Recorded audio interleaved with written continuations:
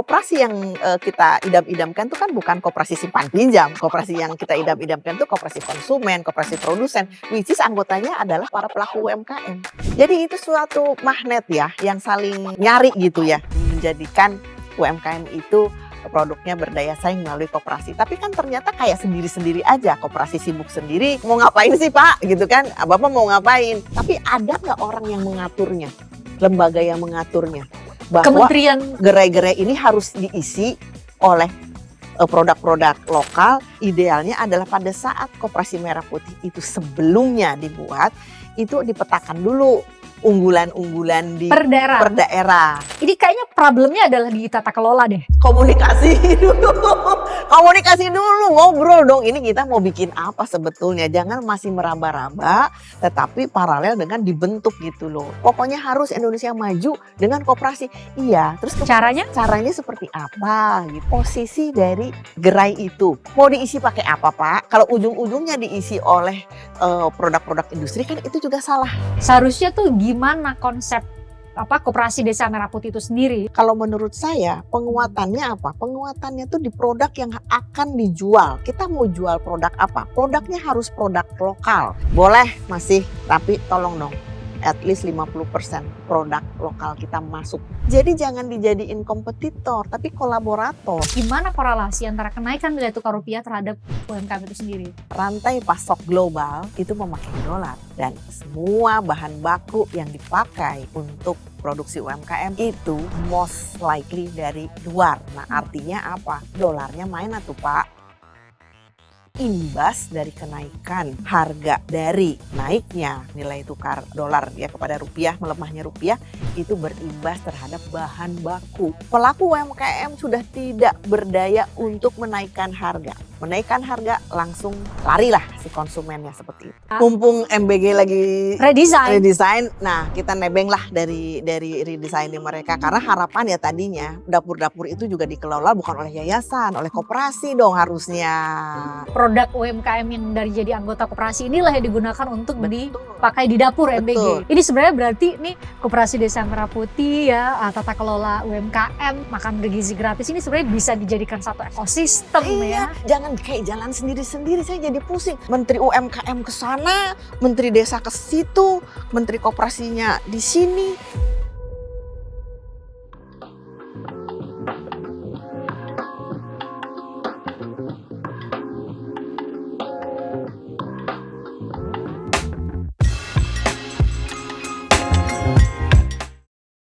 Kenaikan nilai tukar rupiah terhadap dolar itu nggak hanya terdampak atau berdampak pada importer-importer besar, tapi juga UMKM yang dalam sejarah perekonomian kita itu sebenarnya bisa atau mampu mengangkat kita dari banyak krisis yang sudah dialami oleh negara ini. Dan hari ini ada Koperasi Desa Merah Putih. Seberapa jauh kontribusi Koperasi Desa Merah Putih untuk ikut masuk dalam ekosistem mempertahankan perekonomian kita saat ini? Ya, saya sudah bersama dengan pemerhati koperasi yang udah hadir beberapa kali di channel ini. Makasih Dr. Dewi Tenti, makasih Teh udah hadir lagi. Ya, terima kasih Fristian sudah mengundang saya lagi. Terus terang saya selalu senang karena Fristian itu suka cari-cari topiknya yang anti mainstream, yang memberikan panggung kepada yang kadang-kadang tidak dilirik. Salah satunya adalah UMKM, koperasi seperti itu. Terima kasih ya. Padahal benar kan Teh bahwa dalam sejarah perekonomian kita tuh UMKM apalagi dulu koperasi gitu ya punya kontribusi luar biasa mempertahankan kita bisa berdiri dan tetap ada di sejarah bangsa kita gitu ya Teh. Oh ya, kalau kita lihat dari perjalanan perekonomian Indonesia tentunya setiap ada krisis yang jadi backbone-nya adalah UMKM, ya kan? Berapa kali krisis, apakah karena pandemi, apakah karena gonjang-ganjing 98, apa karena 2008, itu selalu UMKM menjadi backbone-nya. Karena di saat orang meninggalkan kita, di saat orang tidak hadir, yang ada hanyalah UMKM kita sendiri. Itu yang makanya disebut sebagai backbone. Dan kalau koperasi kita tahu dong, ada satu gambaran ideal yang dibawa oleh founding father kita. Harusnya kita begini loh, tapi sampai berapa tahun kita merdeka, itu masih belum sepertinya bukan tercapai, gambarannya saja belum nampak sebetulnya ini gambaran besarnya mau diapain. Gitu. Jadi bagaimana positioning koperasi sendiri dalam sistem perekonomian kita gitu ya Iya. maksudnya. Saya mau mulai dari tadi, Teh, bahwa sempat ada pernyataan dari presiden sebenarnya bilang bahwa ini, kenaikan nilai tukar rupiah terhadap dolar kan nggak berdampak ya sama orang-orang di desa. Tapi kan bagaimanapun kalau kita tarik ke UMKM tuh Teh mungkin sekarang nggak tahu udah mulai nggak naik tuh kue-kue yang dijual di warung gitu ya. Mungkin semua bahan-bahan yang mungkin masih kita impor akhirnya juga harus berdampak dan memaksa para pegiat UMKM, para pedagang untuk akhirnya mau nggak mau harus naikin harga nih. Mungkin Teh Deten bisa menggambarkan tuh, ini gimana korelasi antara kenaikan nilai tukar rupiah terhadap UMKM itu sendiri? Memang terlalu gamblang kalau dibilang UMKM tidak memakai alat tukar dolar itu, ya kan. Tetapi sebagaimana kita tahu bahwa rantai pasok global itu memakai dolar dan semua bahan baku yang dipakai untuk produksi UMKM itu most likely dari luar. Nah, kalau misalnya swasembada pangan, swasembada produk-produk utama ya, itu kita bisa fulfill sendiri seperti misalnya kedelai, gandum, susu itu nggak jadi masalah. Ini semua kita masih impor? Semua itu kita masuk ke dalam rantai supply global. Which is bukan sebagian kecil, sebagian besar. Nah, artinya apa? Dolarnya main atuh Pak, ya kan? Dolarnya main. Oke, kita tidak seperti letterlek pegang dolar, tetapi Bertransaksi pakai dolar gitu pakai ya? dolar, tetapi imbas dari kenaikan harga dari naiknya nilai tukar dolar ya kepada rupiah, melemahnya rupiah itu berimbas terhadap bahan baku. Bahan baku sebetulnya ya kalau kita lihat, kita bisa searching di mana-mana. Terlalu banyak sih sebetulnya ketergantungan kita terhadap bahan pokok. Kan yang penting itu bahan pokoknya, ya kan? Bahan pokok artinya apa? Kalau kita nggak pakai itu, maka kita nggak akan bisa berproduksi. Kecuali kalau hanya sekedar bahan tambahan ya. Tapi ternyata nggak juga sih. Kita melihat plastik awalnya bahan tambahan. Ternyata plastik itu punya pengaruh besar terhadap kelangsungan daripada produk-produk UMKM itu kan. Nah, jadi tidak ada yang tidak nyentel ke beli dari luar itu, ya kan? Yang saya heran seperti misalnya kedelai, makanan pokok kita kan tempe, tahu. Tahu ya? Ternyata kedelai itu dari luar banyaknya, dari Amerika itu yang paling sepertinya persentasenya paling besar. Nah, kalau gandum ngapain sih? Ya sebagai satu bahan untuk bikin tepung terigu. Sekarang kita kalau mau makan dari mulai gorengan, ya batagor, segala macam roti, ya kan donat dan turunannya semua itu kita ngomongin masalah terigu. Pasti akan kena dampaknya. Kemudian susu, ya kan? Cake kan pakai susu segala macam. Kita lihat berapa banyak pasar Indonesia lokal yang bisa memenuhi, kan banyaknya dari luar juga. Nah itu bayarnya pakai apa? Ya kan? Bayarnya pakai rupiah yang terimbas nilai tukar yang melemah. Artinya kan jadinya lebih mahal. Dan kita lihat ya, setiap ada perubahan angka pasti harus disesuaikan dengan harga. Tapi kan udah nggak bisa, orang masyarakatnya itu udah lemah banget daya belinya. Jadi satu-satunya cara adalah dengan meresizing, ya kan? Gak bisa kita misalnya, tempenya asalnya harganya ya sebutkan aja 1.000 misalnya jadi Jangan ukuran segini gitu ya? 1.500, gak bisa orang udah pergi gak mau. Akhirnya jadinya diperkecil. Nah makanya kalau kita melihat ada misalnya dari pemerintah bilang enggak kok harganya itu masih stabil. Wah lihat ukurannya deh gitu kan. Jangan lihat harga, kalau patokannya harga ya tentu. Karena pelaku UMKM sudah tidak berdaya untuk menaikkan harga. Menaikkan harga langsung larilah si konsumennya seperti itu. Indikator-indikatornya kan bisa dilihat dari itu tadi ya. Apakah size-nya jadi mengecil, ukurannya jadi berkurang dan seperti itu. Itu yang bisa dilakukan Hmm. untuk mengatasi melonjaknya harga-harga dari bahan baku itu. Hmm, tapi Teh kan ada juga yang punya pendapat gini, karena justru ada beberapa komoditas yang itu adalah komoditas yang mungkin jadi salah satu produk yang dijual sama UMKM kita, karena justru dolar naik, dia ekspor, dianggapnya bahwa ini juga punya imbas positif nih kenaikan harga, nilai tukar dolar terhadap, rupiah. Itu seberapa besar Teh? Memang banyak yang akhirnya bersyukur gitu ya gara-gara dolar naik gitu? Itu promising banget ya kalau memang terjadi begitu ya. Cuman kalau kita lihat, saya bukan ekonom ya, saya bukan pengamat ekonomi juga. Nah di situ sebetulnya berapa persentasenya yang terbawa, yang terangkat, dan berapa persentasenya yang tertinggal? Kan seperti itu, ya kan? Hmm. Jadi tidak signifikan yang tadi dijanjikan seperti itu. Apa yang paling banyak kita ekspor? Ekspor paling banyak Berapa persen ekspor Indonesia? yang Nggak oleh ada. pelaku UMKM ya? Heeh, oleh Iya. pelaku UMKM ya? Paling kalau kita lihat dulu banyak furnitur ya, Hmm. furnitur. Kemudian kopi-kopian ya kan. Tapi yang lainnya kan tidak. Hmm. Makanya saya kadang-kadang sebagai pemerhati suka bilang, udahlah Indonesia itu kan negara keempat terbesar di dunia dalam hal jumlah penduduk. Nggak Hmm. usah terlalu orientasi ke ekspor. Kenapa? Nikmati saja Market bonus domestik bonus aja. demografi yang yang sebetulnya menjadi pasar kalian. Hmm. Daripada pasar itu juga tergerus oleh barang-barang impor. Hmm. Seperti itu. Nah, saya baru mau masuk ke sekarang itu kan ada salah satu program unggulan dari pemerintah Pak Prabowo adalah adanya Koperasi Desa Merah Putih Teh. Dulu kan nomenklatur kementerian ini digabungkan gitu ya, karena dengan harapan ini adalah satu ekosistem yang bisa saling mendukung. Nah, sekarang kan ada Koperasi Desa Merah Putih nih Teh. Tentu kita langsung bertanya, ini salah satu program unggulan ini. Jadi pertanyaan dari kita nih sebagai rakyat, seberapa bisa berkontribusi nih, ini ada UMKM. Yang kata Teh Deten tadi, secara tata kelola dan konsep juga masih kita meraba-raba nih. Nyari-nyarinya. Ini mau bikin kayak gimana dia mau masuk ke industri atau mau ada unique selling point-nya apa nih kalau dia sebagai entitas bisnis gitu.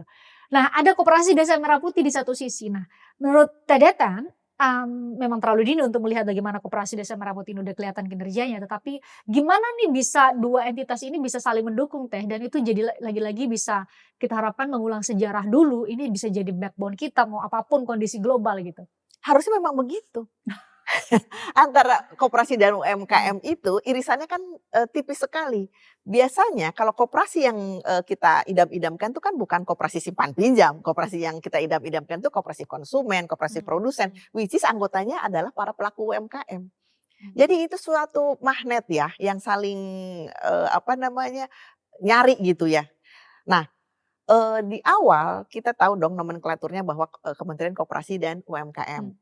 Ya dong, karena itu tadi Bisa. sudut pandangnya adalah itu satu yang saling kait-mengkait, ya kan? Diharapkan bahwa para anggotanya adalah pelaku UMKM, terkumpul koperasi sebagai agregator di mana nanti koperasi yang mengendorse mereka, produk-produk mereka dan ya kan menjadikan UMKM itu produknya berdaya saing melalui koperasi. Tapi kan ternyata kayak sendiri-sendiri aja, koperasi sibuk sendiri dan lebih besar pendapatan PDB-nya itu dari koperasi simpan pinjam bukan dari koperasi produksi dan koperasi konsumen. Akhirnya kan jadi kayak kurang sinergitasnya.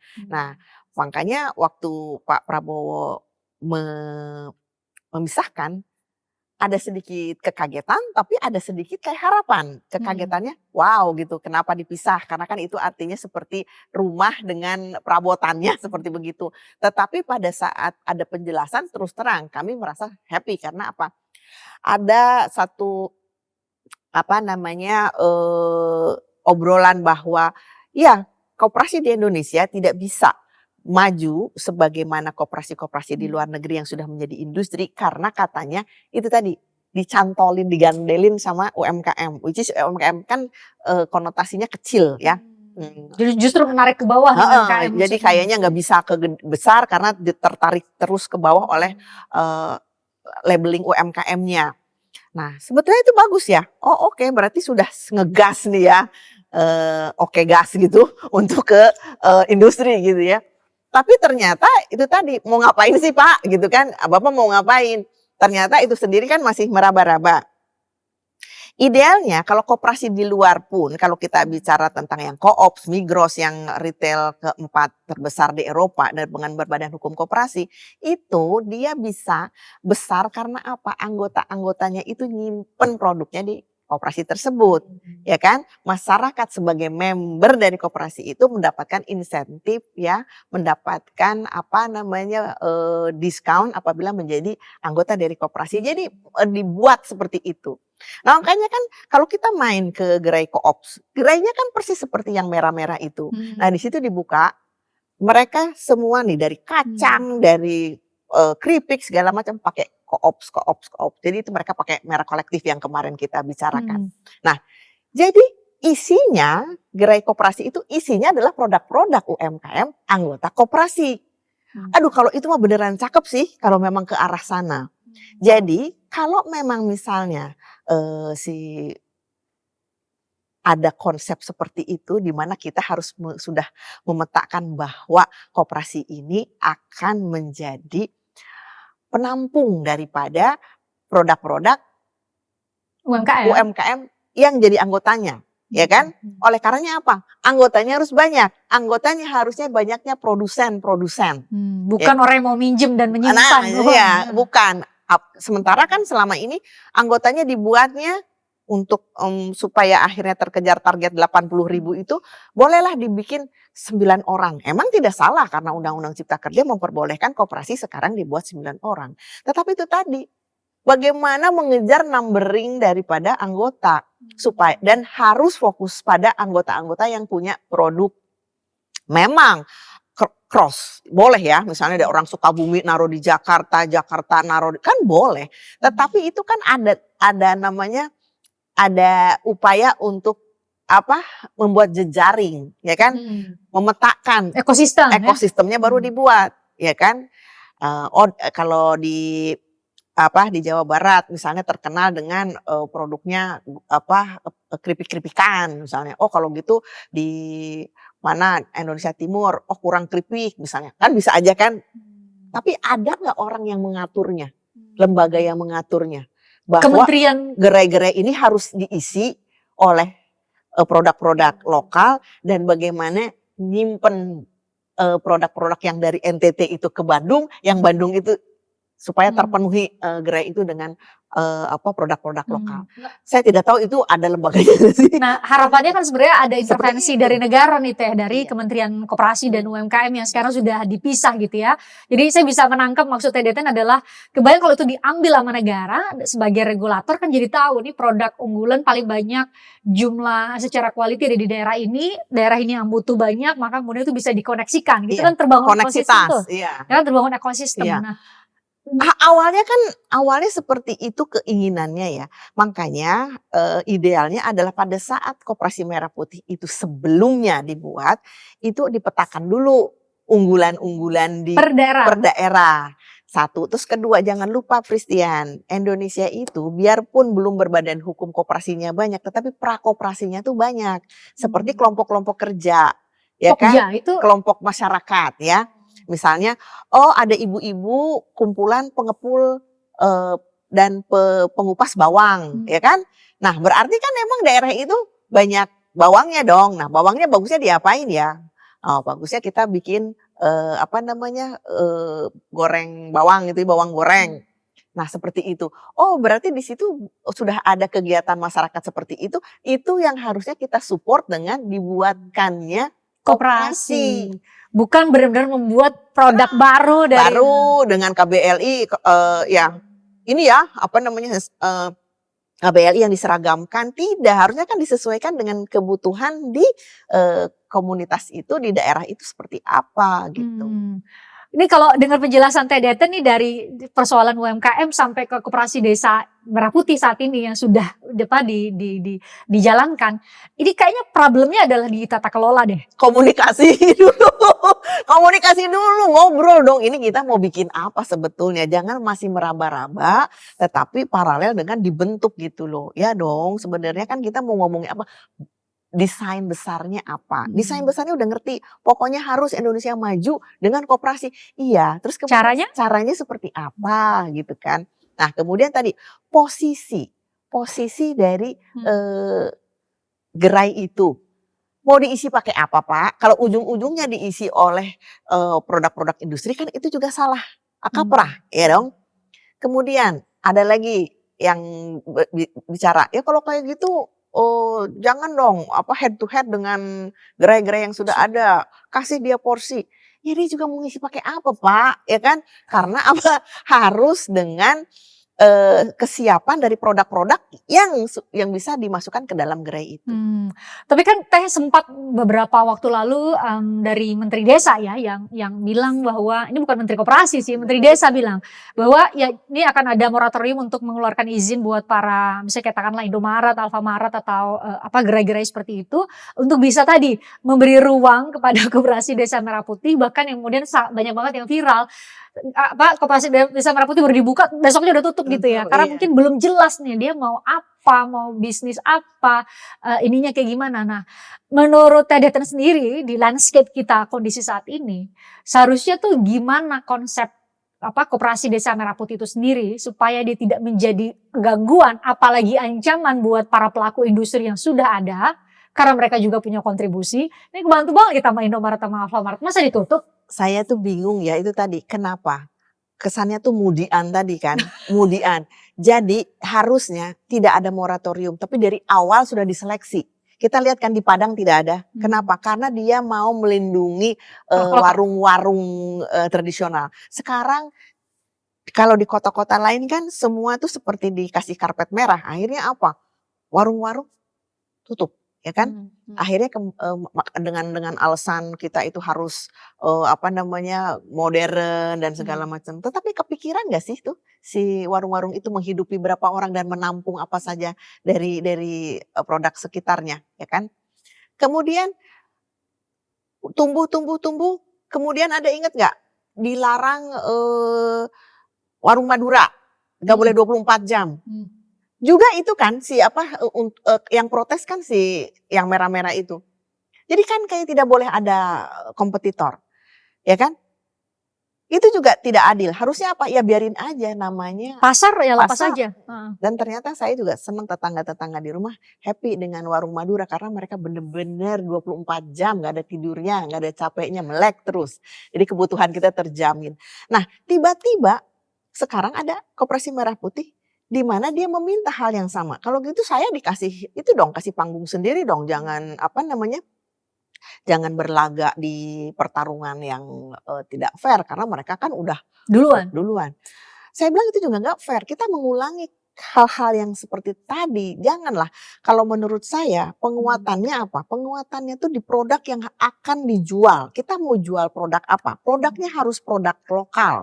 Jadi kalau memang sudah ada produknya, koperasi-koperasi itu eh, apa sebagai agregator dari produk-produk anggotanya, kalau saya ya daripada head to head sama yang sudah ada, mendingan Kalau deal-nya gini, boleh masih tapi tolong dong at least 50% produk lokal kita masuk.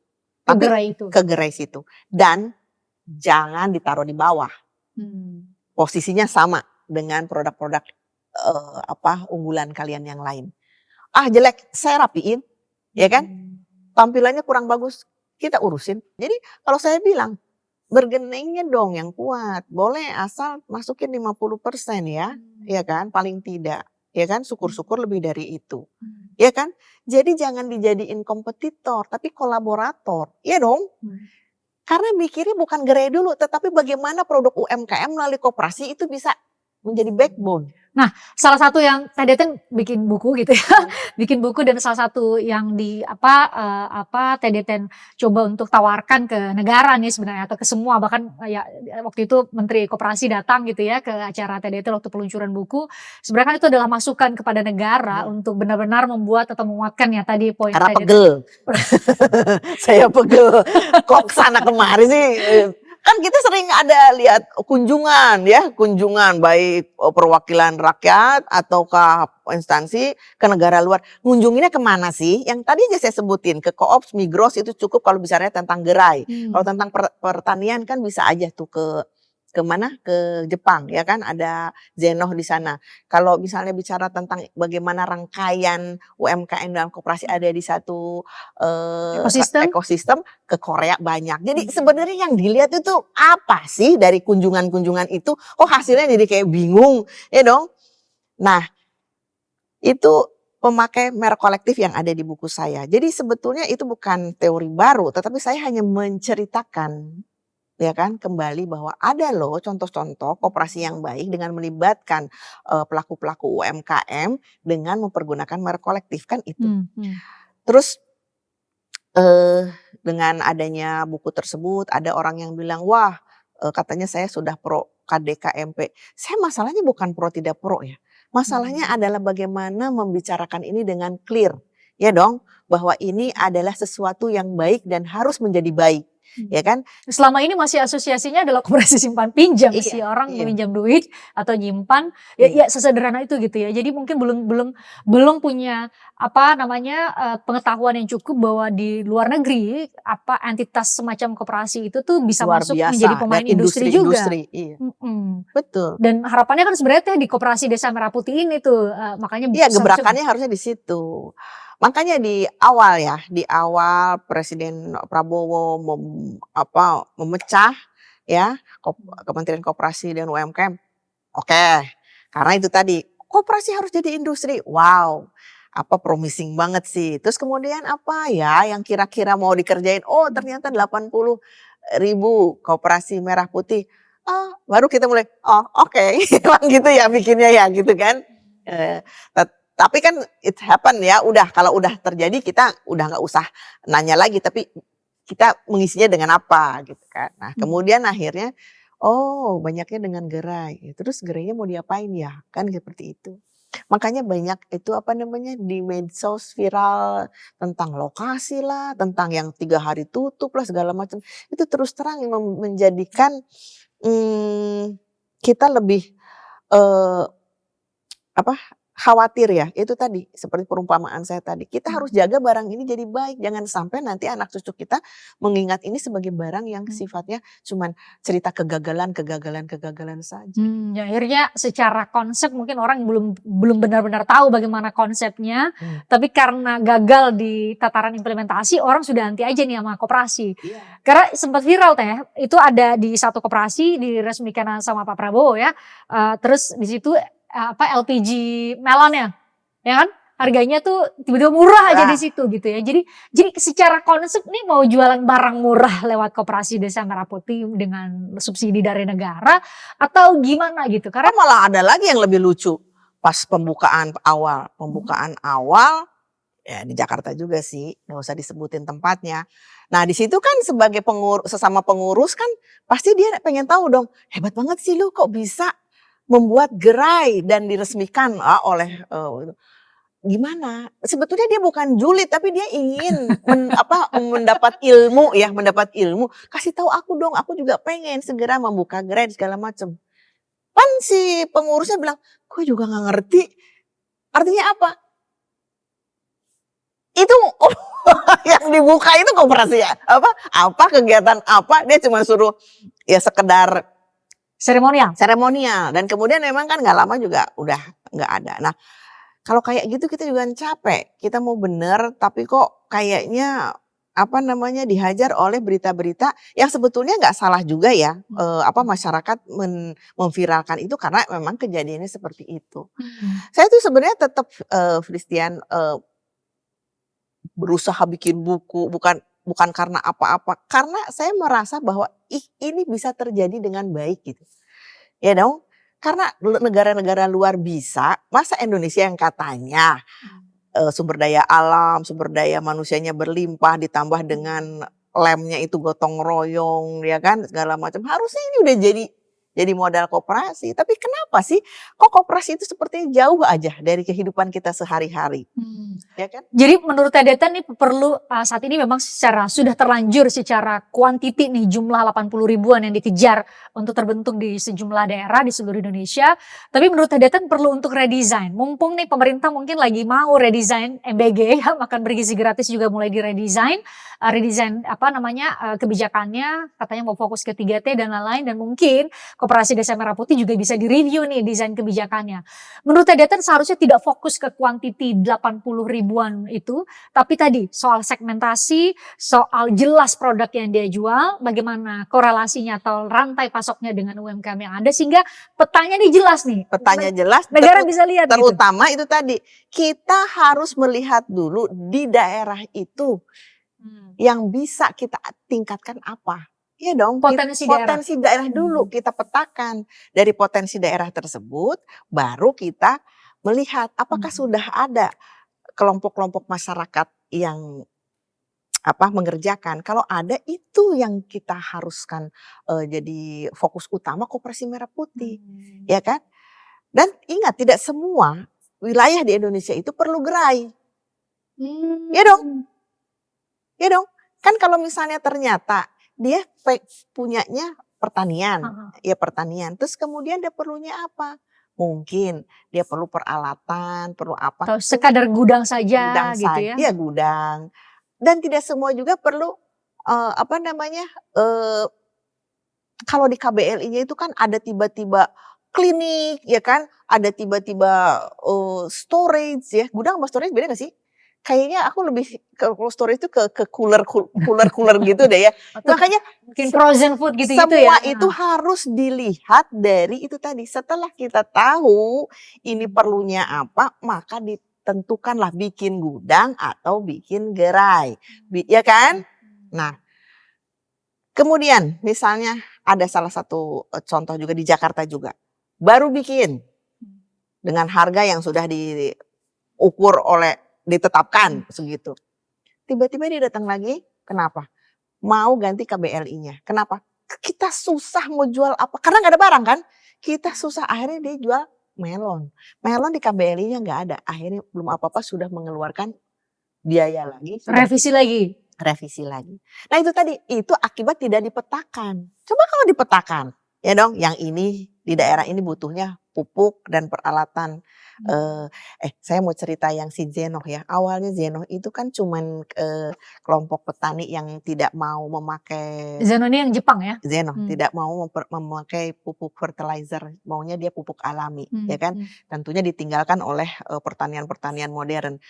Tetapi keadaan berbalik. Akhirnya di Jepang terjadi orang banyak sakit perut gara-gara banyak makan sayuran yang terkontaminasi oleh fertilizernya.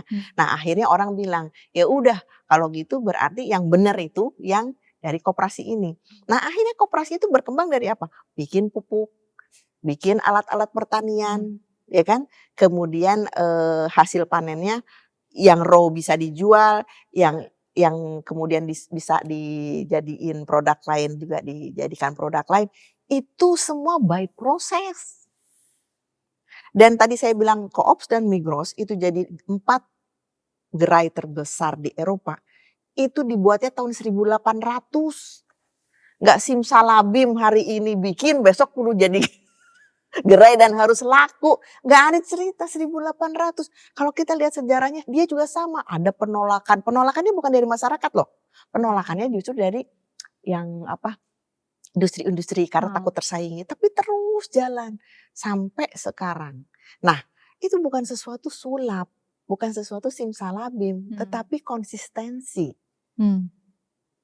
Dan konsistensi itu hanya bisa dilakukan melalui intervensi oleh negara gitu ya, dan kebijakan yang jelas. Nah, ada orang yang salah, beberapa kelompok masyarakat bilang gini, di mana-mana itu koperasi itu merdeka, suatu entiti yang mandiri, merdeka, tidak ada intervensi.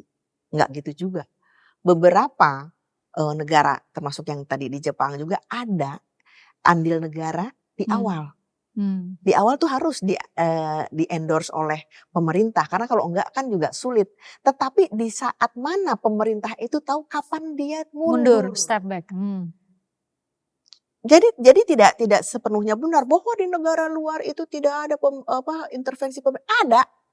Karena kalau kalau industri diadu dengan masyarakat dalam satu ring tinju itu tidak fair. Oleh karenanya yang ini harus ada dorongan ya, penguatan dari pemerintah di awal.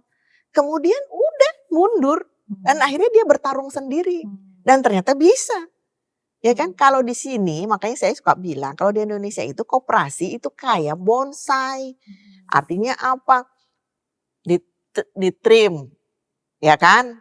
Kemudian akarnya juga di ini kecil bagus tapi nggak ngerti buat apa fungsinya. Iya kan? Pangkas, banyak banget regulasi yang mengenai koperasi ini. Gonta-ganti, skemanya berubah dan segala macam. Sampai jumlah pengawas harus diatur, sampai semua diatur. Sampai kita tuh pusing. Ya kan, ngalah-ngalahin OJK. Saya bilang kalau OJK kan regulator, kalau ini apa lagi sih yang mau dipikir gitu kan. Nah, biar mereka berkembang, ya kan, negara di awal menjaga, menggawangi dan menjaga. Setelah itu seperti layaknya entitas bisnis tetap dia harus ada profit, ya ada. Iya, seperti itu. Cuman memang stressing pointnya adalah kalau entity lain itu kumpulan modal, ini kumpulan orang. Jadi orangnya memang kudu banyak. Nah, sekarang bagaimana koperasi ini bisa menggerakkan orang supaya jadi merasa kayak satu kesatuan gitu dengan koperasi ini. Makanya kemarin kita kan ngundang Menteri Wamen Pendidikan Dasar. Karena apa? Dari SD, SMP, SMA, universitas sudah nggak ada pembahasan ini. Tiba-tiba suatu hari masyarakat dipanggil, bikin koperasi. Lah gue kagak kenal barang ini. Koperasi konsepnya gimana? Ya kayak apa? Lupa. Makanya sebetulnya harus diingatkan kembali. Lewat masuk melalui kurikulum sehingga dikenalkan lagi bahwa ada namanya konsep koperasi yang dikenalkan oleh saya pernah amazed dengan waktu itu saya ada kesempatan untuk diundang ke ke satu wilayah Indonesia Timur. Di situ koperasinya luar biasa karena dia memang menerapkan prinsip koperasi. Salah satu prinsip koperasi adalah pendidikan. Jadi harusnya begitu jadi anggota koperasi itu ada pendidikan.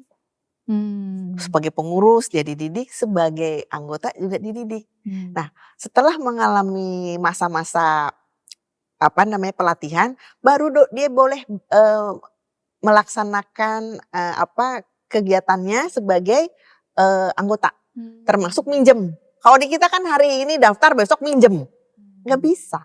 Jadi harus ada pelatihan dulu. Nah, pelatihan ini yang mengingatkan kembali bahwa ini barang beda sama yang toko sebelah, gitu.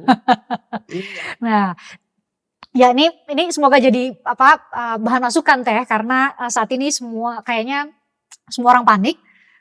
Dolar naik, pertumbuhan ekonomi kita mungkin akan tersendat, kita nggak punya solusi, mungkin gelombang PHK akan besar, dan hari ini ini menjadi kontribusi kita untuk mengingatkan bahwa negara bahwa kita punya konsep yang sangat baik, mungkin hanya perlu redesign, dan harapannya nih UMKM dan koperasi itu benar-benar lagi-lagi kita mengulang sejarah dan sudah ditunjukkan oleh sejarah perjalanan bangsa ini bisa menjadi backbone dari perekonomian kita di saat nih situasi global nggak menentu. Teh Deten, makasih insight-insightnya ya Teh. Terima kasih, nanti kalau next ada perkembangan kita coba bahas lagi ya. Mumpung MBG lagi redesign, nah kita nebeng lah dari redesign mereka. Karena harapan ya tadinya dapur-dapur itu juga dikelola bukan oleh yayasan, oleh koperasi dong harusnya. Iya dong, koperasi mengelola dapur, anggotanya supplier-suppliernya, petaninya, ya kan? Iya dong, petani yang di situ mau apa ya, peternak ayam, telur, segala macam. Sayur itu semua jadi anggotanya, ya kan? Kemudian para pekerjanya juga harus menjadi anggotanya, dan kemudian bisa jadi menggerakkan si masyarakat sekitar. Jadi multiplier efeknya tuh lebih dapat. Makanya begitu dilihat lihat yayasan, pengelolanya. urusannya apa dengan yayasan ya Kenapa gitu. nggak koperasi Merah Putih ini aja yang 80.000 ini ya? Jadi sudah bersinergi. Jadi jangan focusing hanya ke gerai. Justru harusnya di dapur-dapur itu juga jadi satu penguatan ya, bahwa dengan koperasi ini kita bisa loh lebih memboost up ya, bahwa kalau tadi yang tadi saya bilang bahwa harus jadi produk dulu ya. Kalau ini kan raw produk yang Betul, ada betul. di sekitarnya. Misalnya contoh di Sukabumi. Di Hmm. Sukabumi itu kan berarti perlu telurnya sudah ada, ya kan? Terus misalnya peternaknya ini nggak cuma satu, peternaknya banyak. Bisa jadi anggota koperasi semua. Belum lagi si ayamnya, ya kan? Belum lagi si Sayur, bla-bla. itu suruh jadi anggota koperasinya, ya kan? Nah, Jadi produk UMKM yang dari jadi anggota koperasi inilah yang digunakan untuk betul, dipakai di dapur MBG. betul. ya. Dan kebetulan ternyata misalnya ada dealing harga, ya kan? Kalau dibeli sama koperasi lebih murah misalnya, jangan khawatir. Nanti kan kamu dapat SHU. Ya dong. Nah, Sisa jadi hasil usaha. sisa hasil usaha itu jadi ada take and give-nya. Jadi kebanggaan itulah yang terjadi yang saya bilang tadi di Koops dan Migros, bahwa dengan jadinya anggota koperasi itu enak. Kenapa? Ada diskon. Wah, kenapa harus minta diskon? Iya, nggak apa-apa supaya kan jadi sweetener. Tapi nanti kan kamu dapat SHU juga kalau barangnya terjual dengan banyak. Kan seperti itu. Ini sebenarnya berarti nih Koperasi Desa Merah Putih ya, tata kelola UMKM, terus sama mungkin salah satu bahkan yang pertama nih ya program prioritasnya Presiden Prabowo makan bergizi gratis ini sebenarnya bisa dijadikan satu ekosistem ya. Iya, jangan kayak jalan sendiri-sendiri. Saya jadi pusing. Menteri UMKM ke sana, Menteri Desa ke situ, Menteri Koperasinya di sini. Menteri Hukumnya juga dong. Menteri Hukum kan yang ini mengeluarkan semua mengeluarkan izin dan kemudian sebetulnya Menteri Pangannya juga kan katanya bicara tentang KBLI kan dari situ. Oke, sebagai penutup jangan lupa bahwa selalu ada harapan di ujung jalan. Nah, kita lihat bahwa ada yang namanya lipstick effect. Lipstick effect itu adalah suatu kekagetan di mana ternyata pada saat situasi lagi tidak baik-baik saja dalam artian pelemahan daya beli, ada sesuatu yang menjanjikan, yaitu apa? Orang beralih dari sesuatu yang sifatnya luxury menjadi yang sifatnya micro luxury. Artinya misalnya daripada kita kan nggak bisa nih keluar negeri karena apa? Karena dolar begitu tingginya. Tapi untuk nyeneng-nyenengin ya kita mainlah ke kafe-kafe. Nah, untuk pelaku UMKM itu dijadikan kesempatan ya, bikin kafe yang bagus, narasi-narasi engagement yang bagus, kopi saya itu menyejukkan hati, yang galau-galau ya jadi hilang galaunya kalau ke kafe saya seperti itu. Atau juga dengan produk-produk lokal yang misalnya parfum lokal, baju-baju bagus, itu bisa menjadi substitusi dari orang yang biasanya ke luar negeri. beli-beli baju brand-brand luar seperti itu. Selalu ada kesempatan. Yang penting kita masih ada dalam koridor percaya bahwa ada cahaya di ujung jalan. Ya semoga itu bisa menyemangati semuanya karena tampaknya kalau kita baca di media sosial Teh itu semua sudah lagi lesu darah.